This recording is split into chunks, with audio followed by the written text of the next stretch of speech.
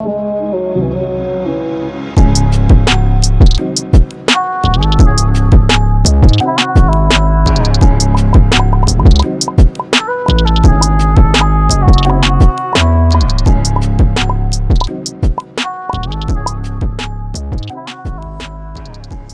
तो एफकैट के रिजल्ट आ गए हैं। मेरे को आप देख रहे हो फेक रिपोर्टर। तो फेक रिपोर्टर रियल कैमरामैन के साथ है आज आपके साथ एफकैट के रिजल्ट्स को डिक्लेयर करने के लिए।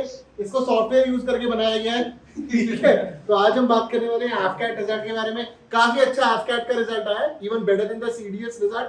काफी लोगों का दोनों का एग्जाम भी क्लियर हुआ। कल हमने सीडीएस के जो रिजल्ट्स आए थे उनसे पूछा था कि भैया उनकी क्या स्ट्रैटेजी रही। आज एफकैट वालों से पूछेंगे। तो जिनके भी एफकैट क्लियर हो गए पहले तो खड़े हो जाओ फटाफट। A round of applause for them.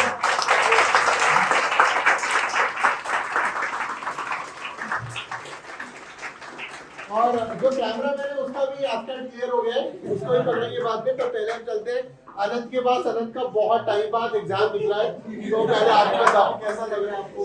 अरे पकड़ लो भैया। अच्छा लग रहा है sir. So you've not cleared the examination and clearing the examination. Major difference. And what would you tell to those जिनका अभी इस बार नहीं क्लियर हुआ? Sir, I think FCAT is more about the practice, accuracy in the math section, reasoning, English especially. जो मेरे को लगता था वो इंग्लिश सेक्शन था मेरा, क्योंकि मैं इंग्लिश में ब्लेंडर कर देता था, सारे क्वेश्चन अटेम्प्ट कर देता था। इस बार मैंने अपने कम अटेम्प्ट करे और एक्यूरेसी पे ज़्यादा फोकस करें। ठीक है। और जिनका नहीं क्लियर हुआ, फॉर एग्जांपल तुम्हारा नहीं होता इस बार, तो क्या कहते हैं अपने आप को?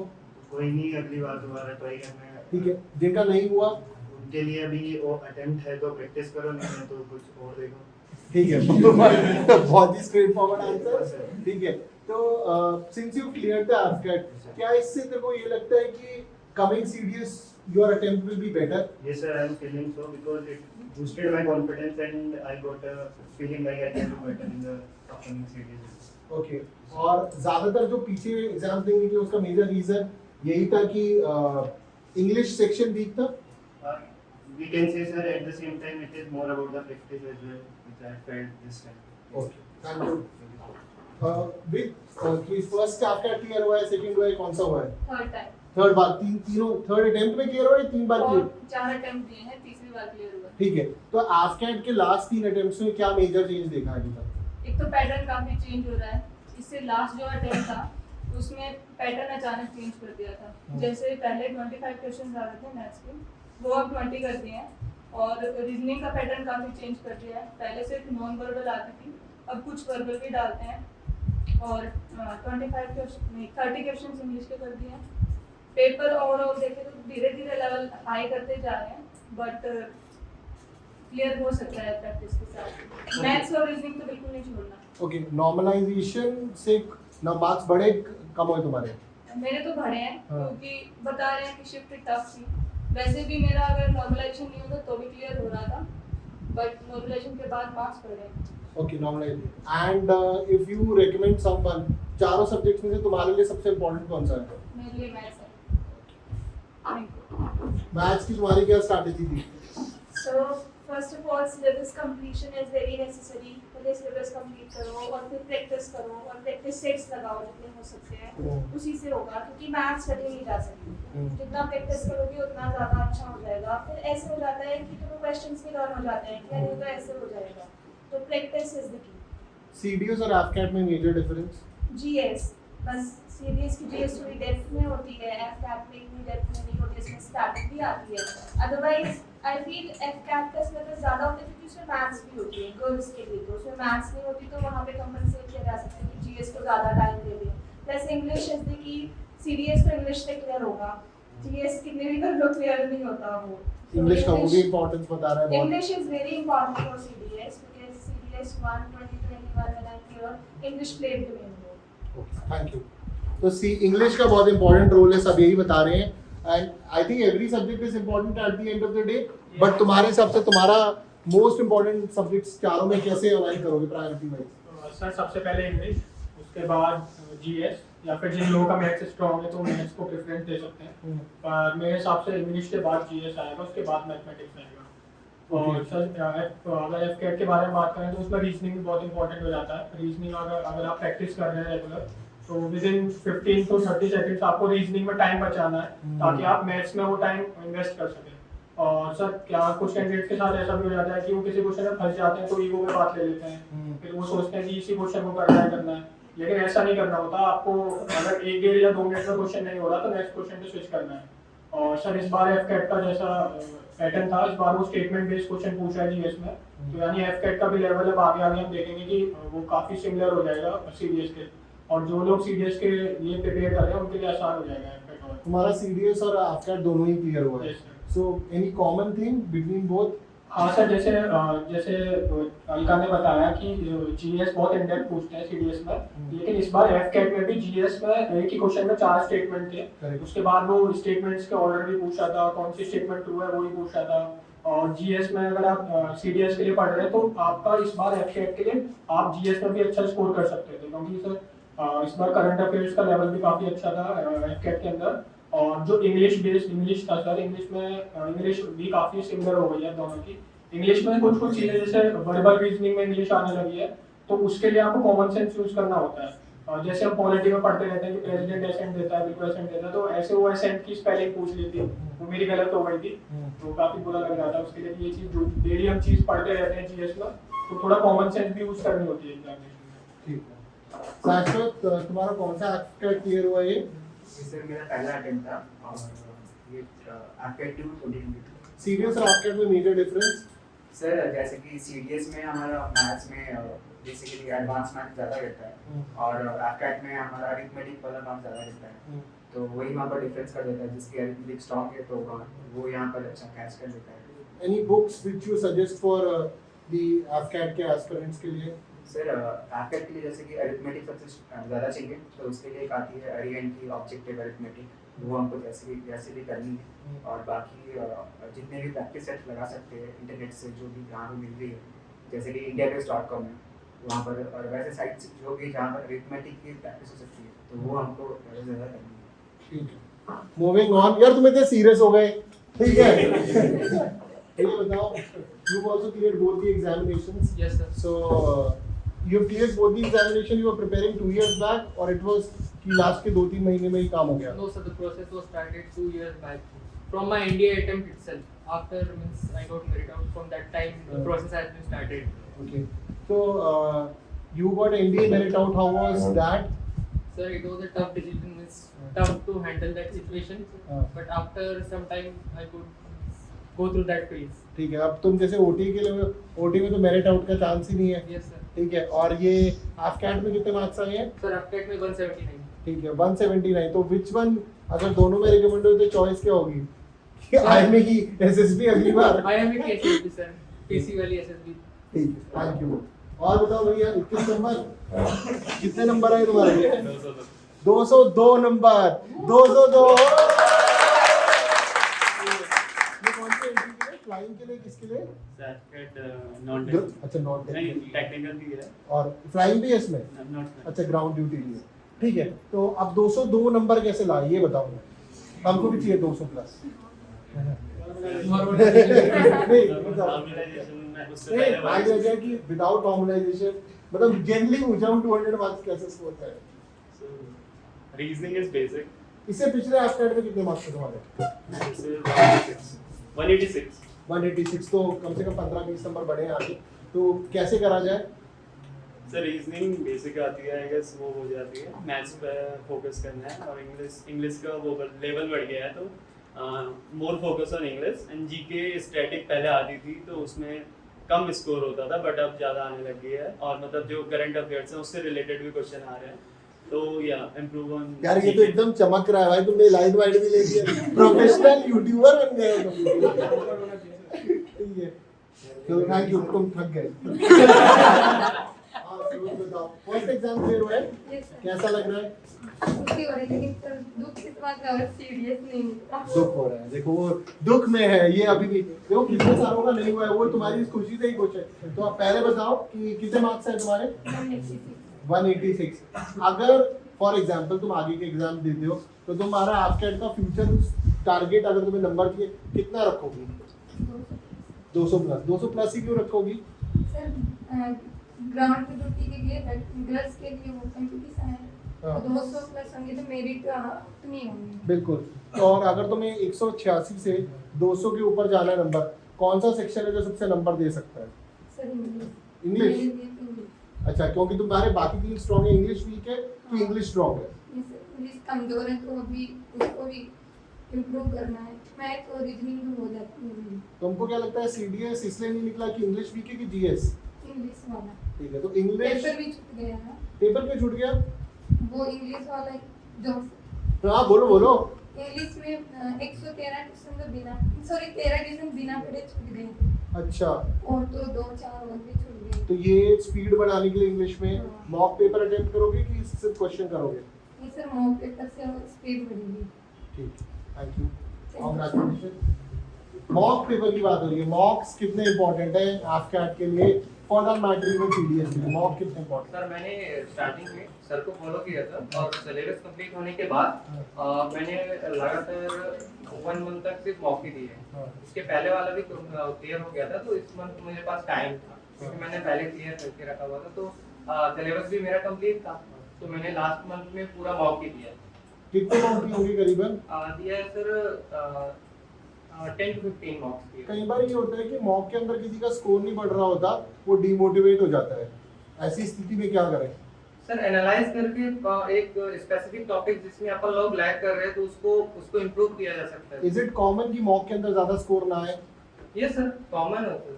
ठीक है, कितने लोगों के साथ ऐसा ना कि मॉक प्रैक्टिस करना छोड़ देते हैं because they are scoring less in mocks? This is a very common thing I have seen in students कि वो मॉक प्रैक्टिस कर रहे होते हैं और छोड़ देते हैं बिकॉज उनका स्कोर कम हो रहा था। अगर आपका स्कोर कम हो रहा है तो इसका मतलब ये नहीं मॉक करना छोड़ दो, मॉक कंटिन्यूअसली करियो और जो एरियाज आपके वीक आ रहे हैं उन पर आप मेहनत करो। बैठो, लेकिन आपको बताओ कितने मार्क्स है तुम्हारे? 187। सीडीएस नहीं क्लियर हो उसको किससे कॉम्पेंसेट हो रहा है? ये नहीं क्यों? अरे ऐसे भी लोग हैं जो सीडीएस नहीं देते हैं। सीडीएस क्यों नहीं दिया? तो आप जैसे आपका क्लियर हो गया, अब सीडीएस 6 महीने बाद है और बाकी मैथ्स और इंग्लिश, तो तुमको तो वैसे भी सीडीएस में सिर्फ इंग्लिश और जीएस ही करना है। बट अब जीएस के लिए कितने महीने पढ़ोगी?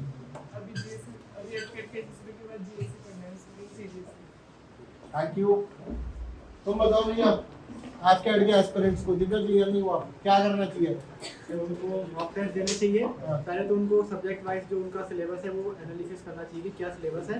उसके बाद जो सिलेबस है उसके अकॉर्डिंग उन्हें पढ़ना चाहिए। वो सोर्सेज तो उनको पता ही होता है, आजकल यूट्यूब है, बहुत सारे सोर्सेज हैं। नहीं भाई ये मत बोला करो यूट्यूब है, उसमें बहुत चल रहा होता है।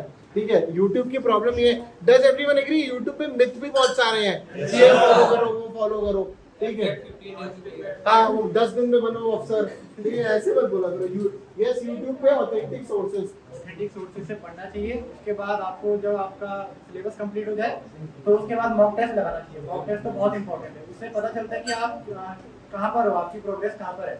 जब आप मॉक टेस्ट दे दो, जो भी स्कोर आता है उसको एनालिसिस करो कि क्या प्रॉब्लम है, क्या मेरी गलतियाँ हैं, गलतियों से देखो कि क्या कि कौन सा चैप्टर मेरा सबसे लैग कर रहा है। तुम्हारी सोर्सेज क्या होती है इंग्लिश, मैथ, जीके और रीजनिंग के लिए? अगर मेरी प्रिपरेशन तो स्पेशली सीडीएस के लिए थी। जब मैंने सीडीएस की प्रिपरेशन करी तो उससे मेरा एफकेट मुझे पढ़ना ही नहीं पड़ा, वो ऑटोमेटिकली उसी से क्लियर हो गया। क्योंकि सीडीएस के लिए मैंने मैथ्स पढ़ी थी और इंग्लिश भी मैंने सीडीएस के लिए पढ़ा था, जीके भी पढ़ा था। तो जीके जो था इस बार मुझे मेरा फर्स्ट अटेम्प्ट था एफकेट का, मैंने पहली बार दिया है।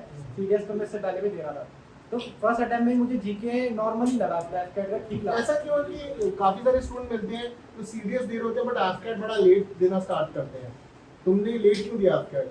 सर मेरी प्रॉब्लम ये थी कि मैंने नोटिफिकेशन सही से नहीं पढ़ा था, क्योंकि मेरे 12th में मैथ्स में 49 मार्क्स आ रहे थे।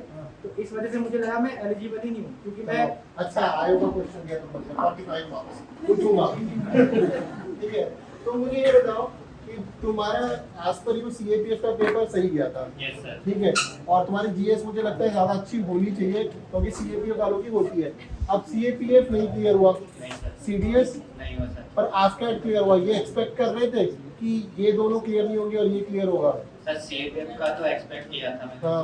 तो 2 दिन में सोचने में ही लगा दिए थे। हाँ, और एफकेट का तो मेरे को पता था सर हो जाएगा, क्योंकि सेकंड टाइम मैंने क्लियर किया है। सेकंड टाइम क्लियर करा है। Yes, और सीरियस में कहाँ पे अटक रही है गाड़ी? सॉरी। सीरियस सर इससे पहले तो मैंने क्लियर किया हुआ है, इस बार तबीयत वगैरह ठीक नहीं थी तो मेरा मन ही नहीं था पेपर देने का, सर वगैरह घूम रहा था, तो उस वजह से तभी मैं शायद 2-3 मार्क्स से रुक पाऊंगा सर। ठीक है, तो अगली बार ऐसे तबीयत खराब हो तो क्या करोगे? सर तबीयत खराब नहीं होने दूंगा। Very important. हाँ भैया, सीडीएस का तो खत्म कब हुआ? ये सर थोड़ा सा कम हुआ है अच्छा, कैसे? सर, एक एग्जाम निकल गया सर इसके ठीक है, ये पहला आपका निकला है? No sir, second. ठीक है, पिछले आपके के एसएसबी में क्या हुआ? वो सर स्क्रीन आउट हो गया था सर। स्क्रीन आउट क्यों हुए थे? क्या कर रहे थे? सर स्टोरी एडिट नहीं कर पाया था, मतलब सबकी स्टोरी सुन रहा था तो फिर रियलाइज हो गया अपनी स्टोरी बहुत बेकार है, तो उतने देर कोई में इस बार हम तुम्हारी स्टोरी बेकार नहीं होने देंगे। ठीक है धर्मेंद्र, तुमने तो दोनों एग्जाम क्लियर करे हैं, काफी बार क्लियर करे हुए हैं, तो बताओ सबको, tell them about how to cope up with failures.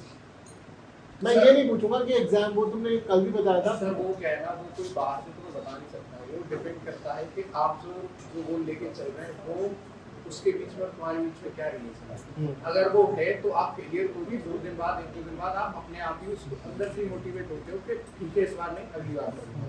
लेकिन जब कोई बाहर से बताता है तो वो होता ही नहीं, क्योंकि वो बाहर 2-4 मिनट बता के चला जाएगा, फिर नहीं कर पाते। अगर अंदर से है आपके और आपके गोल के बीच में एक रिलेशन है तो फिर ऐसा कोई फेलियर कोई दिक्कत होती नहीं है, मुझे लगता है कि पार्ट है।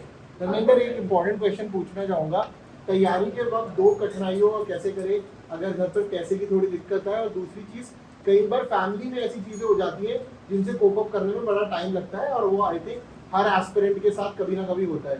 इन 2 सिचुएशंस को टैकल करने का एज एन एस्पिरेंट तुम्हारा क्या तरीका है? सर देखो, इसका ऐसा है कि जो चीज़ हमारे हाथ में नहीं है उसको हम ज़्यादा सोच के भी कुछ कर नहीं सकते। जो नहीं है उसको छोड़ो। दूसरा देखो, हमारे पास तो बहुत कुछ है, बहुत से लोग हैं जिनके पास ये मौका भी नहीं है, तो दूसरे तरीके देख सकते हैं। अगर पैसे की कमी है तो आप पढ़ रहे हैं, साथ में पढ़ा भी सकते हैं, पैसे कमा सकते हैं, उससे आपकी प्रिपरेशन भी हो जाएगी और पैसे की भी दिक्कत दूर हो जाएगी। तो वो तो सर डिपेंड करता है। अगर आप बस यही एक एक्सक्यूज बना लेंगे कि ऐसा नहीं है, मेरे घर वाले कर देते तो मैं ये करता, तो फिर तो होना है नहीं दे रहे हैं कोई बात नहीं, तो वो कम से कम आपको रोक नहीं रहे करने के लिए। बहुत से लोगों को तो ये पैशन परस्यू भी नहीं करने देते, उनको तो करने भी नहीं देते, आपको करने दे रहे हैं, वही बड़ी बात है। मैं तो यही सोचता हूँ कि मेरे को बस फ्रीडम है, मैं क्या कर सकता हूँ, मेरे लिए वही बहुत है, बाकी सारी चीजें मैं खुद कर लूँगा। Dharmendra, thank you for such a beautiful thing. So again मतलब मैं इसी चीज पे खत्म करना चाहूंगा आज का हमारा ब्लॉग वीडियो। हाँ भाई, ये वीडियो बना के ये डाल रहा है अलग से, ठीक है?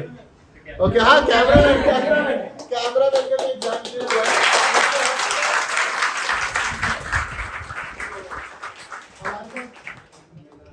हमारे साथ भावना कौन सा आपका क्लियर हुआ है?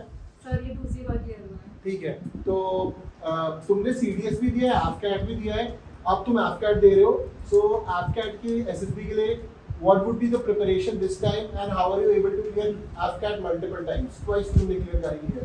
AFCAT के लिए again a lot of strategy because जैसे कि बहुत ही सेट ऑफ क्वेश्चंस नहीं है। सीडीएस में तुम्हें पता है पॉलिटी के इतने आएंगे, हिस्ट्री के इतने आएंगे, ज्योग्राफी के इतने आएंगे। यहाँ हमें बहुत ही मिसमैच है कि हाँ इंग्लिश के इतने आएंगे, बट जीएस में यू नेवर नो। पहले स्ट्रैटेजी के आते थे, many people have mentioned here already that advance हो रहा है लेवल। स्ट्रैटेजी के क्वेश्चंस अब बहुत ज्यादा कम हो जा रहे हैं। पॉलिटी के एक बार डायरेक्ट सेट ऑफ क्वेश्चंस आए थे, there are lot of things, statement questions भी आ रहे हैं। हां, there are lot of things जब अभी AFCAT is advancing, not just that, and बहुत डिफरेंट स्ट्रैटेजी होनी चाहिए। जैसे सबने बोला मैथ्स एंड रीजनिंग पे काम करें। तुम्हें नहीं पता इंग्लिश में क्या आने वाला है, किसी को नहीं पता जीएस में क्या आने वाला है, बट सबको पता है मैथ्स और रीजनिंग में क्या आने वाला है। मैथ्स और रीजनिंग के लिए क्या करना चाहिए? प्रैक्टिस। मतलब प्रैक्टिस तो उसकी जिसको आता है, जिसको आता ही नहीं है। जिस मतलब reasoning for me was very easy. तो तुम एक बार किसी के भी वीडियोस देख रहे हो, अगर कोई भी प्लेटफॉर्म से पढ़ रहे हो, credible platforms, then word important है, credible platform. And for that matter let me be honest, it online और ऑफलाइन है, कहीं से भी पढ़ रहे हो, जिससे भी पढ़ रहे हो, even including my previous organisation, ठीक है? Which is very good. कहीं से भी पढ़ रहे हो, एक बार किसी भी टीचर की वीडियो जो तुम्हें समझ में आ गया, आफ्टर दैट रिवाइज। मतलब शुभ ऑल्सो मेंशन दैट तुम्हें अपना टाइम बचाना है रीजनिंग में so that you can use it in maths. Maths बहुत सिंपल आती है और अगर हम जब भी किसी प्लेटफॉर्म से पढ़ते हैं ना वो हमें फॉर्मूलाज देते हैं, ट्रिकी फॉर्मूलाज जो 1 सेकंड में कर लो मैथ्स के question. I am so sorry, मुझसे कभी नहीं होगा। अरे वो ट्रिक याद करनी पड़ जाती है 50, ठीक है। एक वो मल्टीप्लाइंग फैक्टर का सेट है जो एक मल्टीप्लाइंग फैक्टर से पूरे मैथ्स का कोर्स करा देते हैं, नहीं होता है। If you are a maths background तुम्हें फॉर्मूलाज पता है और कितने लोगों को हो जाता है, कितने लोग ट्रिक से कर देते हैं? 3 ये एक्सेप्शंस हो गए। हाँ तभी 200 नंबर आते हैं। बहुत टाइम बचता है उसके बाद। ये ट्रिक्स आई थिंक जिसका मैथ्स का बैकग्राउंड सॉलिड है उसके साथ हो सकता है। For example when I was giving CDS I couldn't do tricks. मेरा बड़ा सिंपल था मैथ्स अटेम्प्ट करने का तरीका कि जब मैं सीडीएस में ना कम से कम 6 या 7 क्वेश्चन ऐसे होते थे जिसका आंसर होता था 0 या 1। ठीक है, उसके अंदर 0 या 1 के लिए मतलब है वो पॉलिनोमियल वाले क्वेश्चन होते थे। तो मैंने सबसे पहले करता था कि ये 5 क्वेश्चन, इनसे आगे थोड़ा कॉन्फिडेंस बढ़ेगा, फिर उसके बाद में ट्रिग्नोमेट्री के हाइट एंड डिस्टेंसेस वाले आई एड अ स्ट्रेट ट्रिक की मैं इस तरीके से स्कोर को ऊपर लेकर जाऊंगा। और जब 20-25 क्वेश्चन बन जाते थे then your confidence goes higher to attempt more question. This was my CDS strategy. अब तो काफी चेंज हो गया है बिलीव। तुम कैसे अटेम्प्ट करते हो? सर एफकेट के लिए तो मतलब I know English is also my strong pursue, तो पहले English, maths and then reasoning, because reasoning में ज्यादा टाइम नहीं लगता है, but then the last is GS. सीटें भी बढ़नी चाहिए लड़कियों की ना सर बिल्कुल बढ़नी चाहिए। दो सीटें आई हैं पिछले हर ब्रांच में सिर्फ 2 सीट्स है, total also just 10 seats for women. और मैंने 2022 का फर्स्ट वाला आज ही वापस से खोल के देखा, उसके फ्लाइंग ब्रांचेस में मोर देन 100 सीट्स है फॉर मेन। और 100 तो फाइटर पायलट विन भैया, मतलब फॉर दैट मैटर फ्लाइंग लोग में बहुत टफ है। कितने लोगों को लगता है कि एफकेट के अंदर 100 फ्लाइंग की सीट्स भरेंगी? 100 फ्लाइंग की सीट भरने वाली है। ठीक है, आपको मैं बच्चे जस्ट नंबर देना चाहूंगा। 32 सीटें होती है सीडीएस आईएएफ के अंदर। आप एवरेज निकालोगे लास्ट 5 साल की, मैक्सिमम सीटें जो भर रही है वो है 10। ठीक है, 10 जिसने देखा वो है सीडीएस आईएएफ। उसके अंदर फॉर एग्जांपल अगर 100 लोग रेकमेंड भी हो गए तो 50 तो इंडियन एयरफोर्स के फाइटर पायलट मेडिकल भी बाहर आते हैं। एक्चुअली इंडियन एयरफोर्स का मेडिकल एक अलग एसएसबी टेस्ट है जिसकी प्रिपरेशन भी नहीं कर सकते। Anyways lovely talking to you guys, thank you very much. अरे इधर कैमरा दिखा दो नहीं। हाँ अच्छा, like share and subscribe the channel.